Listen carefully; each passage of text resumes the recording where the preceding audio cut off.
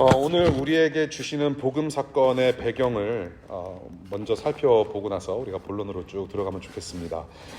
오늘 기록된 복음의 사건, 첫 번째 장소가 어디냐 했을 때 감람산이라고 합니다. 감람산, 올리브산이라고도 하죠. 그 서쪽에 겟세마네라는 동산이 있습니다. 상당히 비교적 평평한 지대에 있는 겟세마네 동산에서 일어난 사건입니다.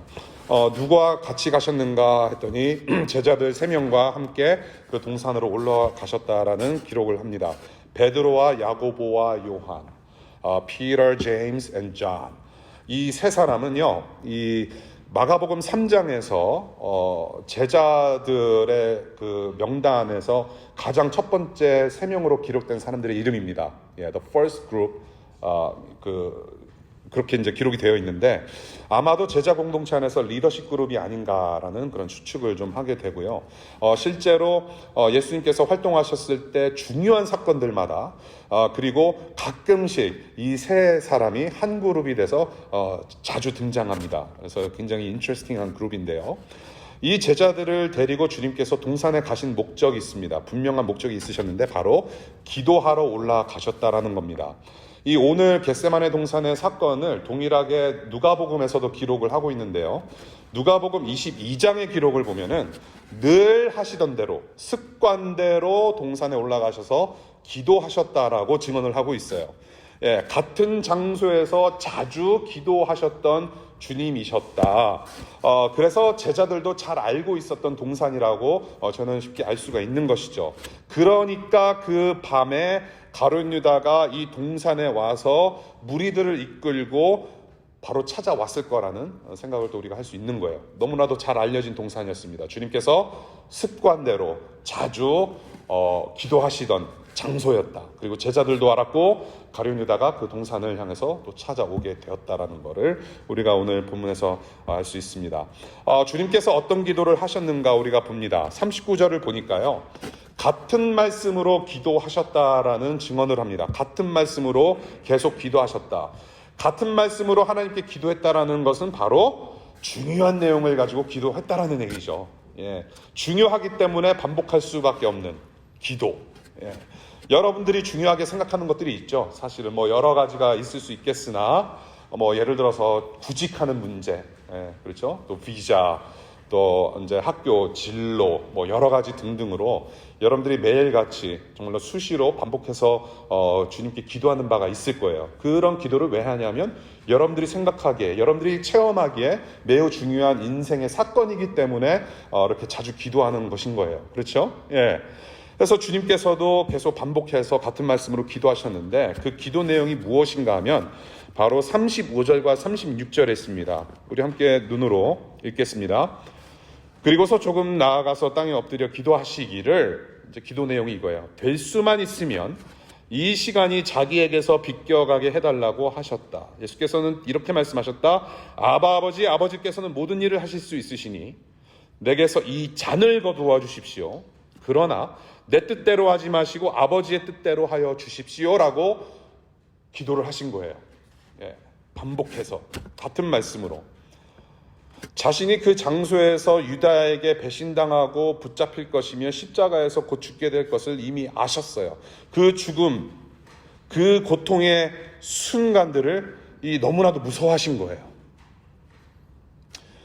35절 보면요. 이 시간이 자기에게서 비껴가게 해달라고 하셨다. 그렇게 기도하셨다라고 증언을 합니다. 여기서 말하는 이 시간은 14장 27절에서 지난주에 보신 것처럼 하나님께서 목자를 치는 시간이에요. 하나님 아버지께서 자기의 아들 예수 그리스도를 치는 시간, 이 시간을 좀 비껴가게 해달라는 기도를 하셨다라는 거예요. 그래서 그 시간을 피하고 싶으신 어떤 절박한 마음이 있으셨고 그 절박한 마음으로 하나님 아버지께 기도를 하신 거예요. 그런데 동시에 어떤 기도를 하셨는가? 그럼에도 하나님 아버지 뜻대로 하시라는 순종의 마음도 올려드리는 기도를 하셨다라는 것을 기록하고 있어요, 마가가. 그래서 이렇게 기도하시는 그 주님의 심정이 지금 마가의 기록을 통해서 굉장히 자세하게 설명이 되고 있는데요.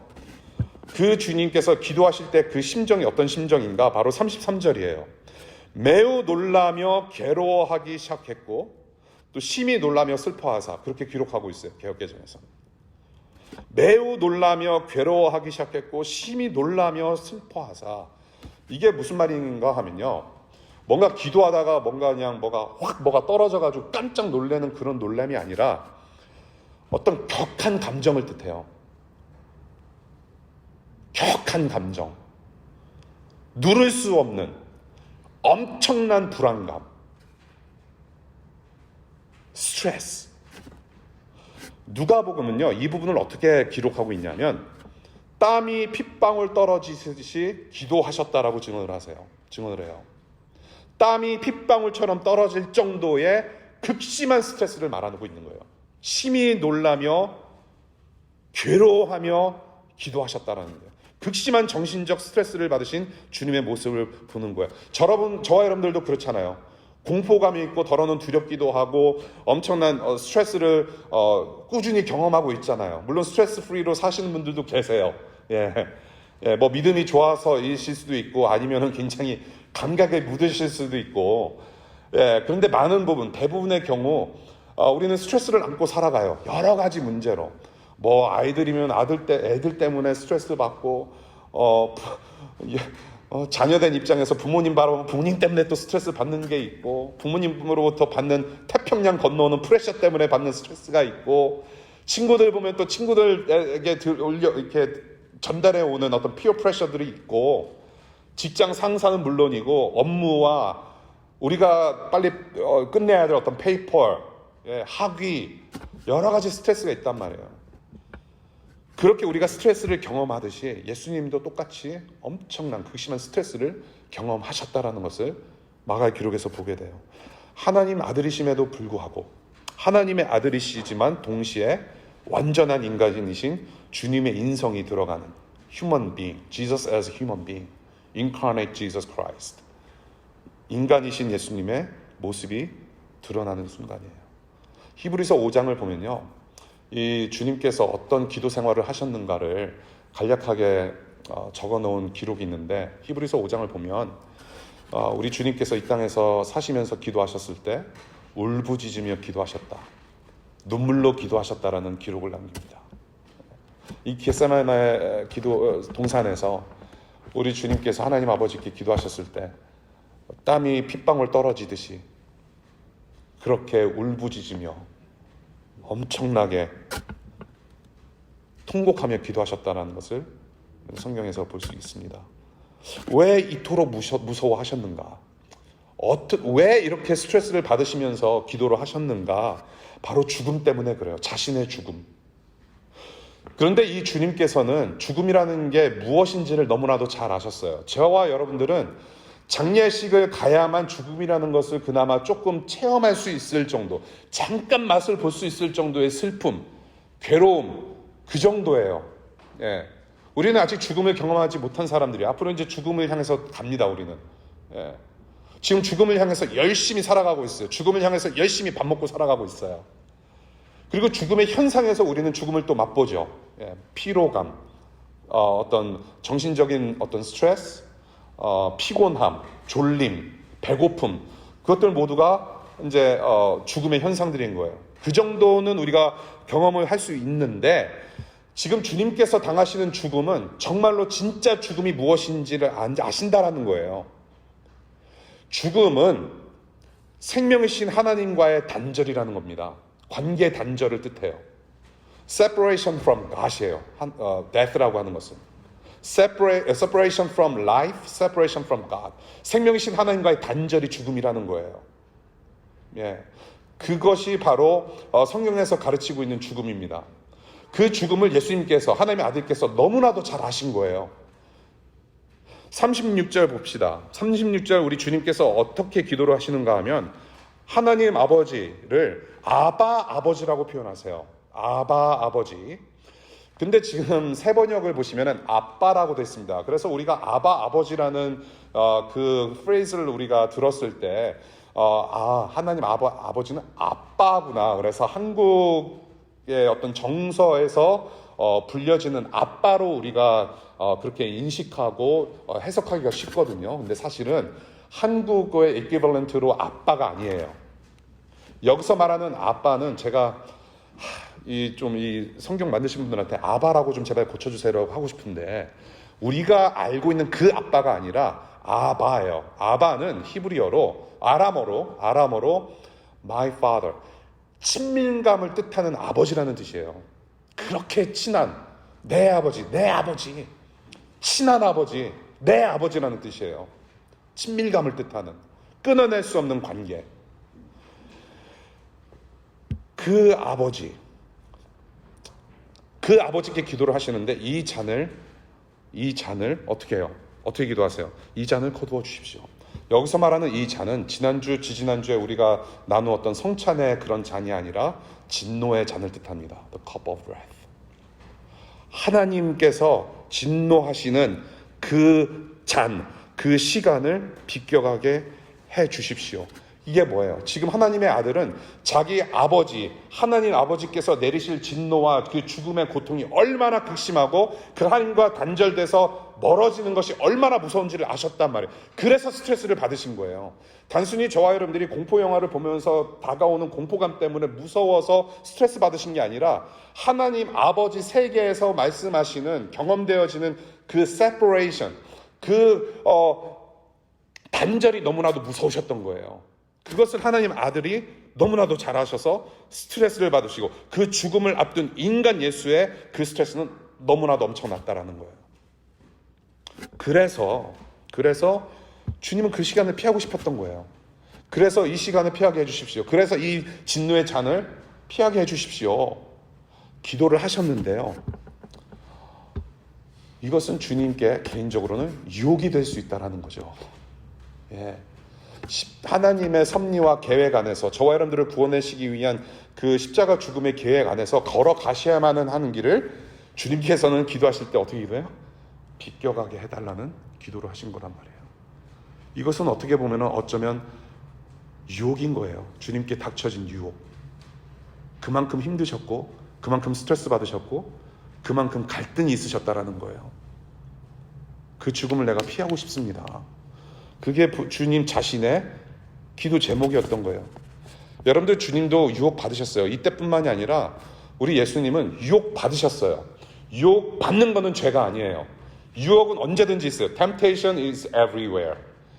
우리가 숨 쉰 때마다 유혹은 있어요. 눈으로 보는 것마다 유혹거리가 돼요. 예수님도 그런 삶을 사셨어요. 유혹이 있으셨어요. 어떤 유혹이 있으셨어요? 광야에서 40일 금식하시면서 사탄에게 시험을 받으셨어요. 유혹을 받으셨어요. 3번이나. 그러나 죄를 짓지 않으신 분이에요. He was tempted, but he never sinned. 유혹은 받으셨으나 죄를 짓지 않으신 분이 예수님이에요. 우리는 유혹을 받으나 순순히 순응하여 죄를 짓는 사람들이에요. 주님은 유혹을 받으셨으나 죄를 짓지 않으신 분이에요. 그게 가장 큰 특징이에요. 예수님의 인성에 관련해서. 그것이 바로 인간이신 예수와 인간인 우리의 가장 큰 차이점인 거예요.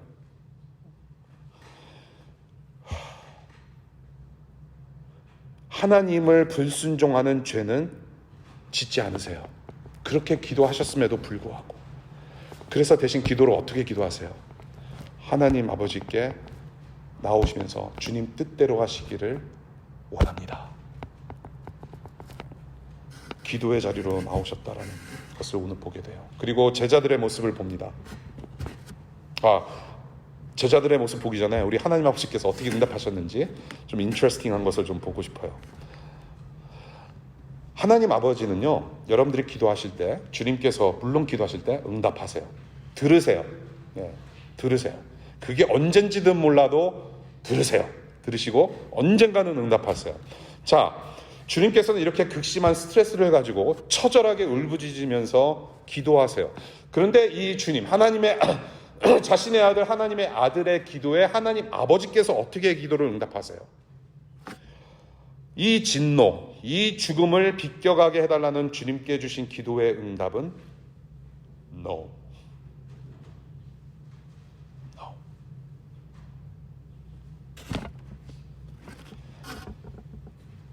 하나님과의 단절, 아버지와의 세퍼레이션이 너무나도 무섭고 그 고통이 얼마나 큰지, 그 저주가 얼마나 얼마나 무서운 건지를 아셨던 주님의 그 처절한 기도에 하나님 아버지는 No. 대신 내 뜻대로 하지 마시고 하나님 아버지 뜻대로 하시라는 그 기도에는 응답을 하셨어요. 어떻게? 십자가 죽음으로. 하나님 아버지 뜻대로 하나님 아들 예수 그리스도는 십자가 죽음으로 기도 응답에 곧 순종하세요. 그것이 이제 앞으로 펼쳐질 사건들입니다. 마가복음 끝까지. 그렇게 기도 응답을 받으셨어요. 자, 그리고 이제 주님께서 명령하세요. 제자들에게 명령하시는 장면을 오늘 보게 되는데요. 제자들에게 이제 같이 동산에 올라가시면서 두 차례 깨어있으라고 말씀하세요. 깨어있어라. 깨어있으란 말은 기도하라는 말이에요. 기도해라. 나도 기도하니까 너네들도 저만치 가서 함께 기도하자 하셨어요. 자, 무엇을 위해서 기도해야 하는가? 주님께서 친절하게 말씀하신 게 38절이에요. 유혹, 시험에 빠지지 않도록 기도하라는 말씀을 하셨어요. 유혹과 시험에 빠지지 말도록 너희들은 기도해야 한다. 같이 기도하자. 지금 이 당시, 지금 14장 이 당시 겟세마네 동산에서 지금 주님과 함께 올라간 우리 제자들에게 지금 당장 그 자리에서 유혹과 시험에 빠진 것을 볼 수는 없어요. 사실 유혹과 시험에 빠졌다라고 얘기하고 있지도 않아요. 그냥 잠을 좀 잤을 뿐이에요. 잠을 잔 거 가지고 뭐 유혹에 빠졌다, 시험에 들었다, 뭐 그렇게 말할 수 있는가 조금 의문이 들어요. 예. 여러분들 잠자는 것도 굉장한 은혜이며 복입니다, 여러분. 예. 잠 잘 자는 것도 하나님 사랑 누리는 거예요. 예. 그리고 잠이라는 것은 어쩔 수 없이 우리가 경험하는 인간의 연약함 때문에 경험할 수밖에 없는 그런 이제 생리적인 현상이기도 하죠. 예. 지금 제자들이 유혹과 시험에 빠져 있는 상태는 아니에요. 그런데 주님께서는 시험과 유혹에 빠지지 않도록 기도하라고 하셨어요. 그런데 좀 생각해 보면요, 지금 주님께서 현재 겪고 계시는 지금 유혹, 이 잔에서 비껴가게 해달라, 죽음에서 비껴가게 해달라는 그런 유혹을 받으시는 그런 지금 상황을 맞이하셨고, 그리고 주님께서 앞으로 겪게 될 일들, 그리고 제자들이 앞으로 겪게 될 일들을 미리 아셨고 보시면서 지금 그렇게 기도를 요청하고 계시지 않았는가? 앞으로 시험이 있을 것이고 유혹이 있을 것인데 그것을 위해서 기도해야만 한다라고 하는 어떤 앞일을 향한 어떤 암시를 주는 기도 요청의 사건이 아닌가 싶어요. 예, 아무튼 이렇게 기도를 부탁을 하셨고, 근데 제자들은 자요. 주님은 죽을 것 같이 기도하시는데 제자들은 기도하지 않고 졸려 죽습니다. 여기서는 무엇을 의미하냐면은 영적인 수면 상태를 말하는 거죠. 예, 영적으로 깨어있지 못한 제자들의 모습을 보게 되는 거예요. 주님은 깨어서 그 야밤에, 피곤하신 밤에 울부짖으며 땀이 핏방울이 떨어지는 것처럼 열심히 기도하셨고 하나님께 매달렸음에도 제자들은 여전히 자고 있는 모습으로 기록되었다라는 거. 우리 41절 보겠습니다. 여러분들이 미리 주일 설교 시간에 선포되어지는 말씀을 미리 읽어오시기를 부탁을 드리는데요. 41절을 읽으신 분들은 굉장히 애매모호한 말씀으로 좀 이게 무슨 뜻인가 하는 어떤 의문이 생기셨을 것 같아요. 이 41절 말씀, 남은 시간을 자고 쉬어라, 명령형으로도 볼 수 있는 말씀인데 이게 애매한 문장 구조예요. 이게 명령형으로도 볼 수 있고 그냥 이렇게 질문형으로도 이렇게 해석할 수 있는, 번역할 수 있는 구절이 바로 이 구절입니다. 남은 시간을 자고 있어라, 자고 쉬어라. 그럼 명령형이 아니라 조금 더 유력한 번역, 유력한 해석으로는 아직도 자고 쉬느냐를 지적하시는 말씀으로 보는 것이 더 합당하다고 보는 거예요. 아직도 자고 쉬느냐, 충분하다. 예. 여기서 볼 수 있는 우리 주님의 은혜는 그럼에도 인간 제자들의 연약함을 인정하셨다라는 거, 예, 인정하시고 move on 하셨다라는 것을 보게 돼요. 오늘 이렇게 이제 주님께서 제자들과 함께 시간 나누신 이 복음의 사건 기록을 봤는데요. 여기서 우리에게 들려주시는 복음, 우리 주님의 기쁜 소식이 무엇인가? 바로 예수 그리스도의 철저하고 처절한 순종을 우리가 들을 수 있다라는 겁니다. 그것이 바로 겟세마네에서 보여주신 주님의 행적, 주님의 말씀으로 우리에게 들려주시는 복음이에요. 예수 그리스도께서 철저하게 그리고 처절하게 순종하셨다라는 복음을 오늘 들려주고 계세요. 여러분, 왜 주님께서 하나님의 아들, 그 왕같은 제사장이신 하나님의 아들께서 왜 이 땅에 오셔서 이렇게 극심한 스트레스를 받으셔야 했을까요? 왜 이런 고난과 고통을 받으셔야 했을까요? 왜 십자가에서 죽으셔야만 했을까요? 왜 죽으셨을까요? 여러분들, 우리가 마가복음을 1장부터 14장까지 지금 차근차근 우리가 공부하고 복음을 들으면서 예수님께서 어떤 분이신지, 그리고 예수님께서 어떤 일을 행하셨는지를 우리가 쭉 공부했는데, 여러분들 그 이유를 들으실 수 있겠어요? 맞다, 예수님은 스트레스 받을 만하고 예수라는 작자는 죽을 만하다, 고통받을 만하다라는 그 사실을 여러분들이 보실 수 있어요? 그런 에비던스가 있습니까, 여러분? 저는 마가복음을 최근에 이제 다시 그 봄학기 시작하면서 공부하니까요. 뭐가 그냥 계속 가슴을 치냐 하면, 이 마가복음의 한 중간 정도까지는 주님께서 두루 다니시면서 병자들을 고쳐주시고 약한 자들을 세워주시고 이렇게 만져주시는 그런 아름다운 선행을 많이 기록을 하는 부분에 있어서 제3자 입장으로 봤던 거예요. 야, 하나님의 아들 예수는 이렇게 좋은 분이시구나. 야, 이런 기적을 베푸시고 참 좋으신 분이라는 제3자 입장에서 많이 봐왔는데, 이제 중간을 지나서 이렇게 예수님께서 고난을 당하시고 쫓김을 당하시고 이제 죽음으로 향하시는 모습을 보니까 이제는 그 제3자로 남을 바라보는 게 아니라 어느새 한가운데 제가 들어가 있는 거예요. 내 얘기를 하고 있더라고요. 남을 고쳐주시고 하나님 나라 맛보여 주신 그 주님께서 본인이 스스로 다 이런 고통과 힘듦을 당하시는데 자꾸 내가 한 것처럼 그런 느낌이 들어요. 복음서가 그래서 신기한 것 같아요. 예수님은 이러한 분이시다라고 하면서 끝에는 막 십자가로 향하고 있는 거예요. 근데 그 십자가가 누구를 위한 십자가냐? 나를 위한 십자가였다라는 것을 계속 망치질 하고 있다라는 거죠. 저는 그것을 좀 우리가 같이 봤으면 좋겠는데요. 여러분들, 주님께서 죽으실 만한 일 하셨어요? 고통당하실 만한 일 하셨어요? 스트레스 받을 만한 일 하셨어요? 그럴 이유가 전혀 없으신 분이에요. 그런데 왜 이런 고통을 스스로 받으셔야 했던가? 바로 저와 여러분들의 죄 때문이라는 겁니다. Because of our sins. Because of our sinful nature. 우리가 죄인의 본성을 다해서 죄를 즐겨요. 막 이렇게 재밌어해요. 정말 정신 나간 것처럼 시간 가는 줄도 모르고 우리는 죄의 본성에 빠져서 죄를 엄청나게 즐기고 재밌어합니다. 그만큼의 스트레스를 받으셨다라는 거예요, 주님은. 예. 그리고 끝내 십자가에서 죽임을 당하셨어요. 여러분, 죄의 문제가 해결되지 않으면 공의로 다스리시는 하나님의 나라가 이루어질 수가 없어요. 죄의 문제가 해결되지 않으면 우리는 하나님을 만날 수가 없어요. 죄의 문제가 해결되지 않으면 하나님의 자녀가 될 수가 없어요. 죄의 문제가 해결되지 않으면 하나님께서 창조하신 세계가 완성이 될 수가 없어요. 죄의 문제가 해결되지 않으면 하나님께서 영광 받으실 수 없어요, 이 땅에서. 죄의 문제가 해결되지 않으면 우리는 구원받지 못하고 하나님의 자녀가 될 수가 없어요. 영원한 생명을 살 수가 없어요. 하나님 아버지의 이름이 우리 때문에 더럽혀졌기 때문에 다시 거룩히 여김 받으시는 하나님의 영광을 위해서, 하나님 나라 하나님 아버지의 영광을 위해서 우리 예수님께서는 우리의 죄를 짊어지시고 대신 감당하셔서 죽으셨다라는 것입니다. 이것이 하나님의 뜻이에요. 우리가 하나님의 뜻을 구하면서 기도를 할 때 하나님 이 직장으로 갈까요? 저 직장으로 갈까요? 귀국을 할까요? 영국으로 갈까요? 그러한 하나님 뜻을 우리가 구하는 것도 필요해요. 예. 중요한 일이니까 하나님의 자녀로서 살아가는 길을 물어가는 거 좋아요.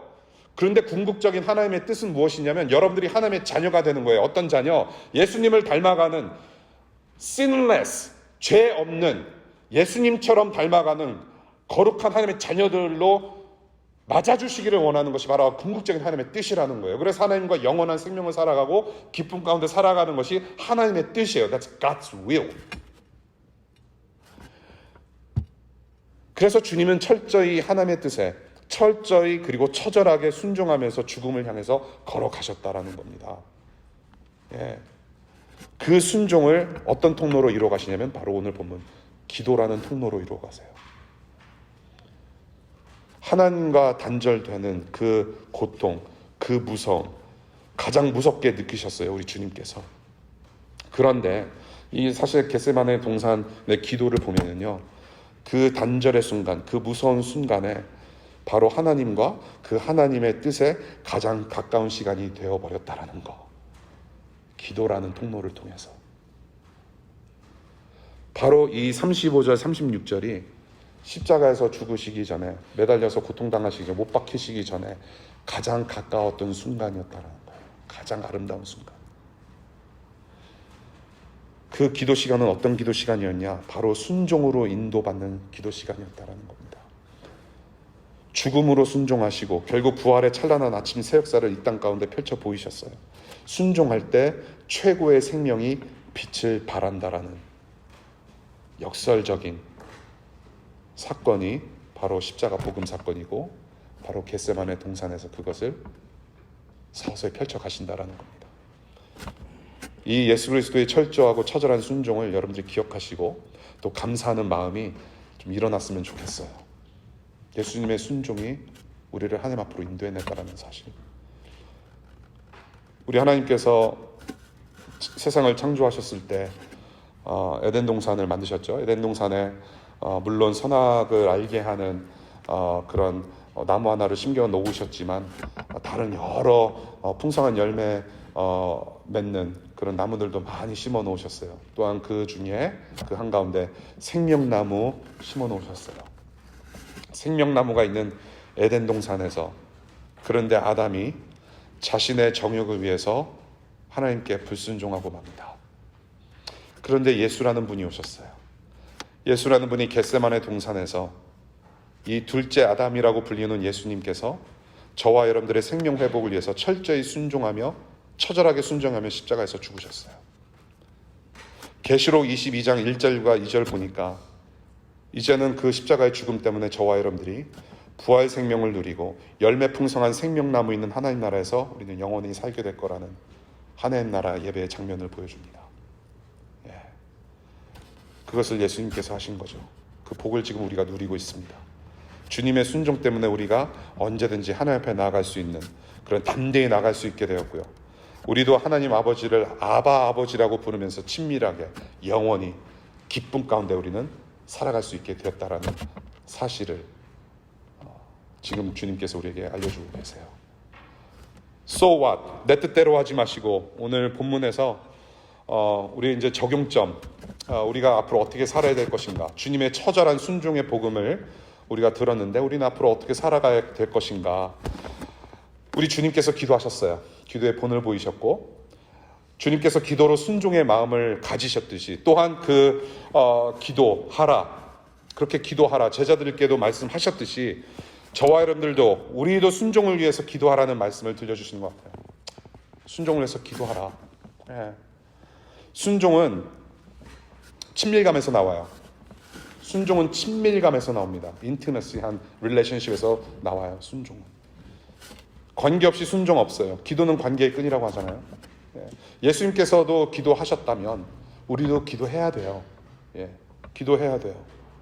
주님처럼 죄의 유혹과 시험에 들지 않도록 순종의 마음을 주시고, 그래서 내 뜻이 아니라 우리를 거룩히 하시는 그 주님의 뜻이 이루어질 수 있도록 기도하라는 제자들의 말씀을 그대로 저는 인용해서 드리고 싶어요.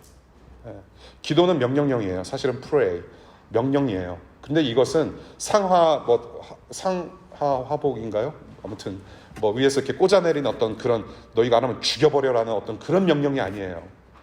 주님의 명령은 사랑으로 다스리시기 위한 은혜의 수단이라는 것이에요. 이렇게 해야만 너는 살 수 있다라는 은혜의 통로를 주시는 거예요. 열어주시는 거예요. 존 오웬이라는 신학자가 옛날에 이런 말을 했습니다. 끊임없는 기도는 우리가 죄를 죽일 수 있도록 하나님이 제정해 주신 위대한 수단이다. 끊임없는 기도는 우리가 죄를 죽일 수 있도록 하나님이 제정해 주신 위대한 수단이다라고 말한 적이 있어요. 여러분들 눈물로 가슴 치면서 이렇게 기도해 본 적이 언제인가요? 저도 꽤 오래인 것 같아요. 죄의 유혹과 시험에 들지 않도록 매일같이 기도하며 직장 생활을 시작하고,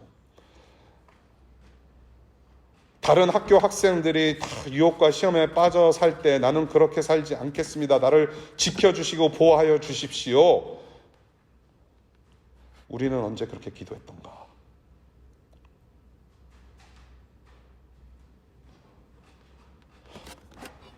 눈물로 가슴 치며 이렇게 기도해야 하는 이러한 기도 제목, 정말로 이것만큼 긴급하고 반복적으로 기도해야 하는 다른 기도 제목들이 있을까요? 우리는 내 뜻, my will, 내 뜻 중심의 기도에 너무 익숙한 것 같아요. 거기에 너무 숙련돼 있어요. 물론 하나님 아버지이기 때문에 아버지 앞에서는 무슨 얘기든지 다 꺼낼 수 있어요. 내 직장 얘기, 내 커리어, 프로모션, 학업, 앞으로의 진로에 대해서 여러 가지 얘기 꺼낼 수 있어요. 아버지니까. 그런데 너무 거기에 매달려 있단 말이에요, 지금. 안 그러신 분들도 계실 거예요. 저는 좀 그래요. 그런 성향이 아직도 있나 봐요. 예수쟁이들이, 그리스도인들이 얼마나 자기 뜻을 이룸에 있어서 정말로 자기 뜻 이룸을 얼마나 갈급해 하는지 유튜브 같은 데 보면요, 기도 응답 받는 5가지 비결 동영상 엄청난 조회수를 자랑해요. 진짜로 제목이 이래요. 기도 응답 받는 5가지 비결이 있대요. 예수님께서 기도 응답 받는 5가지 비결을 아셨다면 어땠을까요?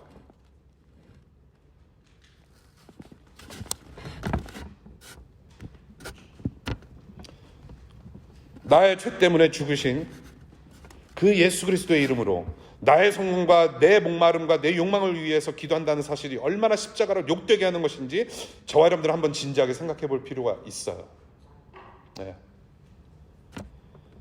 하나님의 자녀가 되었는데, 하나님 아버지가 계신데 우리는 그 하나님 수준대로 기도하며 그러한 삶을 갈망하고 있는지, 우리의 기도가 우리 수준대로 머무르는 것은 하나님에 대한 오해가 그 중심에 자리 잡고 있다고 저는 생각을 해요. 기도라는 것은 비결로 하는 것이 아니고, 기도라는 것은 어떤 테크닉을 부리는 것이 아니고, 기도라는 것은 어떤 기술력이 있어가지고 응답을 쉽게 받고 하는 그런 것이 아니란 말이죠. 저는 하나님에 대한 오해, 하나님이 누구신가를 아는 것에서부터 시작하는 것이 기도이고 그것이 바로 끝이어야 된다라고 저는 봐요. 그것이 성경에서 가르치는 거라고 저는 믿어요. 모든 것이 가능하신 하나님인 것을 저와 여러분들은 잘 알아요. 전능하신 하나님. 그래서 전능하신 하나님께서 Almighty God, 전능하신 하나님께서 내 뜻을 이루어 주실 수 있다라는 것을 믿습니다로 기도해요. 내가 원하는 것을 이루어 주실 줄로 믿습니다. 그런데요, 오늘 복음 사건의 기록에서 뭐라고 증언을 해요? 전능하신 그 하나님께서 자기 아들도 십자가로 내모실 수 있다는 사실을 잊어요. 주님의 기도에 노라고 응답하셨을 뿐만 아니라 지금 주님께서 거룩한 목적을 위해서 기도를 엄청 빡세게 하시는데 그 기도의 자리가 어떤 자리가 돼요? 고난의 자리가 돼요. 조금 있다가 누가 찾아옵니까? 가룟 유다가 와서 배신을 해요. 배신의 자리가 기도의 자리가 되버려요. 여러분들이 기도하실 때, 여러분들이 정말로 갈망하며 주님께 나아갈 때 그 자리가 마냥 좋지만은 않을 겁니다. 그 기도의 순간 자체도 외롭고 고통의 시간이 될 수 있다는 거예요. 그 자리가. 그런데 그 자리에 누가 계시는가 인식하는 믿음이 중요하다는 것을 우리 주님의 행적에서 볼 수 있다는 거예요. 기도할 때 가장 중요한 것이 뭐냐면은 아까 말씀드린 여러 가지 뭐가 아니라 하나님의 존재인 거예요. 하나님께서 어떤 분이신지를 알고 인식하는 것이 중요하다는 겁니다. 36절 볼게요. 36절. 주님은 아버지께서 모든 일을 하실 수 있습니다라고 선포하며 고백해요. 모든 일을 하실 수 있대요. You can do all things. All things are possible. 거기에서 모든 일에서 포함되는 이야기가 또 하나 뭐냐면 죽음도 죽음이지만 부활이란 말이에요. 부활. 비록 죽음이 무섭지만 나를 살리실 수 있는 일 또한 가능하신 하나님 아버지시라는 겁니다. 그 하나님 아버지께 전적으로 의존하는 믿음으로 순종하신 예수님의 모습을 본다라는 것이에요. 모든 일이 가능하신 하나님이라고 했을 때 내가 바라는 식스피규어 연봉, 내가 바라는 직장, 내가 바라는 지역 가서 일하고 현빈 같은 남자와 또 누가 있을까요? 어떤 아리따운 미모의 아내를 맞이하여 즐겁게 행복하게 사는 삶, 전능하신 하나님께서는 그렇게 이루어주실 줄로 믿습니다. 하나님 아버지께 전적으로 의존하는 기도, 그런 순종의 삶. 앞으로 나에게 무엇이 닥쳐지든지, 내가 어느 지역 가서 무슨 공부를 하고 어느 지역 가서 무슨 일을 하고 누구를 만나든지 간에 하나님은 이 삶의 과정들을 통해서 분명히 영원한 생명을 이루실 것이고 나를 온전케 하실 거다라는 거. 그게 파서블 하다는 얘기예요. 제임스 패커라는 이런 말씀을 하세요. 기도의 생명력은 전적으로 기도를 권하시는 하나님을 어떤 관점으로 대하느냐에 달려있다. 하나님에 대한 단조로운 생각은 기도에 대한 감각 역시 무뎌지게 만든다. 기도의 생명력은 전적으로 기도를 권하시는 하나님을 어떠한 관점으로 바라보느냐에 따라 달려있다. 하나님에 대한 단조로운 생각은 기도에 대한 감각 역시 무디게 만든다. 말씀 맺겠습니다. 늘 이렇게 홀로 기도하셨대요. 홀로. 새벽에도 기도하시고 밤에도 기도하시고 아무도 없는 곳에서 더러는 조용히, 더러는 울부짖으며 눈물로 기도하셨다. 얼마나 외로우셨을까 생각해보면 정말 너무 많이 외로우셨을 거예요. 근데 그 시간이 또 하나님과 독대하는, 예수님께 있어서는 하나님 아버지와 독대하는 가장 고귀한 시간이었거든요. 친밀한 시간. 그런데 이 자리에 지금 제자들을 부르셨어요. 저는 한 가지 질문을 좀 던지고 생각하고 좀 마무리했으면 좋겠어요.